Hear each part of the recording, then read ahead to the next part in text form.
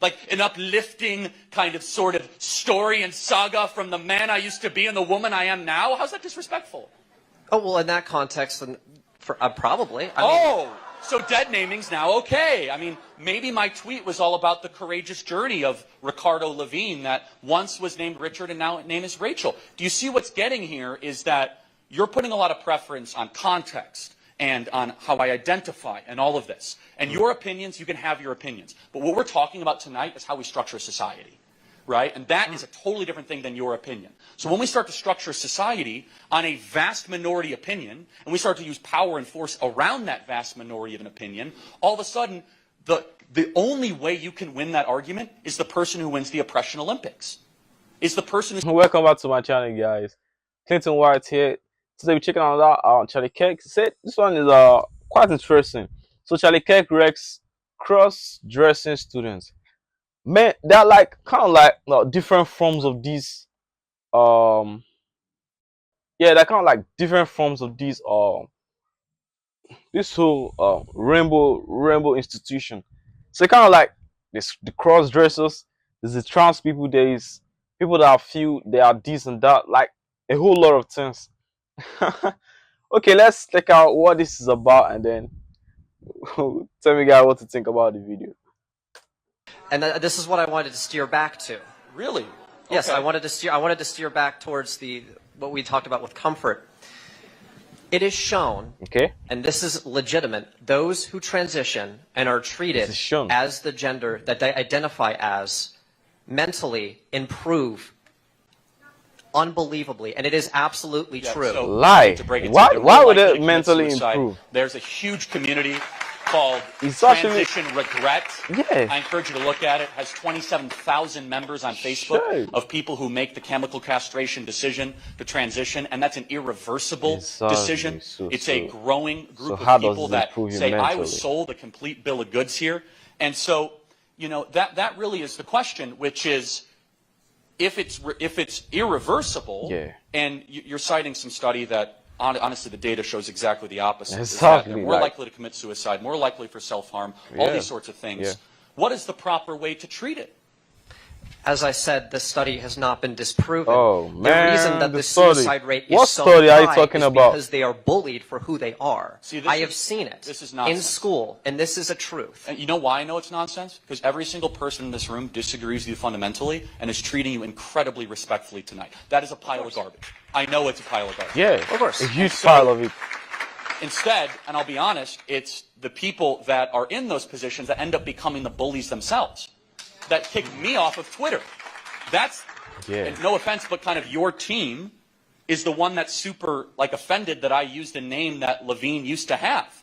Like, who's the bully in this situation? Yeah, like, well, it's disrespectful to do that because she identifies as a woman. She. And it is just disrespect. That is she why or he, man. I can't speak for everyone else. I can only speak for myself at the end of the day, right? And it's just disrespectful, and it is not right to call Leah Thomas her dead name out of respect for her. Levine, dead whatever, name, but, like, so, what do you mean? Let me zero in on this, right? So it's a birth name, whatever you call it, a dead name. It's fine. But if I were to do a biography on Thomas, and I would include that name, how is that disrespectful? Isn't that, like, let's take your argument at face value. Wouldn't that be a journey of transition, a courageous movement towards who you really are? Like an uplifting kind of sort of story and saga from the man I used to be and the woman I am now? How's that disrespectful? Yeah, well, in that context, then probably. So dead naming's now okay. Maybe my tweet was all about the courageous journey of Ricardo Levine that once was named Richard and now name is Rachel. Do you see what's getting here is that you're putting a lot of preference on context and on how I identify and all of this. And your opinions, you can have your opinions. But what we're talking about tonight is how we structure society. Exactly. Right? And that is a totally different thing than your opinion. So when we start to structure society on a vast minority opinion, and we start to use power and force around that vast minority of an opinion, all of a sudden, the only way you can win that argument is the person who wins the oppression Olympics. Is the person who says, I'm the most victimized, therefore I get to create the rules because I'm not comfortable. And here's something that you might not want to hear, is that if you have liberty, by definition, you're not going to be comfortable. You cannot have liberty and comfort. You can't have them together. Instead, you know what? And I think deep down you have this in you. You can get stronger. And I want you to get stronger. Instead of you trying to remove everything that offends you in the world, I want you to dig deeper and be tougher than the people around you. That's what we believe. Exactly. Final thought. Final thought. Yeah. Oh, final thought. Sorry. Was he even listening? Trying to think of a final thought.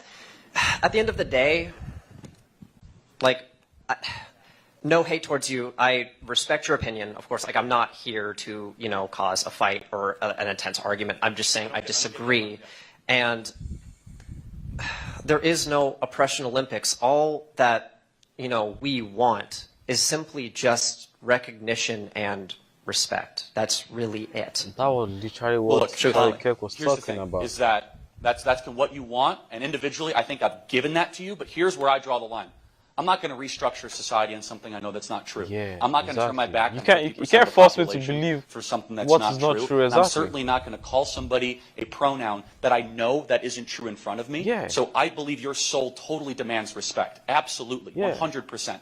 But as soon as you then start to get into society and civilization and restructure everything around your feelings, then all of a sudden it's whoever has the loudest voice and who's willing to use power. And that's where we as conservatives draw the line. I want to thank you for being here tonight, truly. Thank you. Thank you for your time.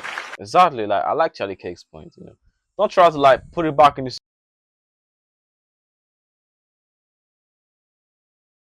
Try to like impose it on everyone and then like force everyone else to like the whole general society to see you. Trying to bring confusion and force them to see what they are not seeing and believe what they are not supposed to believe, or believe something that is not actually there. Messed up. Anyway, let me know what you guys think about this video down in the comment section. Don't forget to like, share, subscribe, and I'll see you guys in the next one. Peace.